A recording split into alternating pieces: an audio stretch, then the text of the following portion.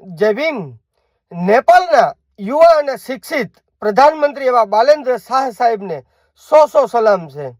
એમની સરકારના જે 100 એજન્ડા છે એ 100 એજન્ડામાંનો એક એજન્ડો એવો છે કે દલિત સમુદાય ઉપર જે ઇતિહાસમાં અન્યાય અને અત્યાચાર ભેદભાવ કરવામાં આવેલ છે તે બાબતે દલિત સમુદાયનો નેપાળની સરકાર માફી માગે છે, એવું એક માફીનામું જાહેર કરે છે. જે આજ દિવસ સુધી ભારત સરકારના જે પ્રધાનમંત્રી જે કોઈ બન્યા છે તેમની દ્વારા આવો ઐતિહાસિક ચુકાદો નિર્ણય લેવામાં આવેલ નથી. જે હકીકતમાં દલિત સમુદાય ઉપર ઇતિહાસમાં એવા અન્યાય અત્યાચાર થયા છે.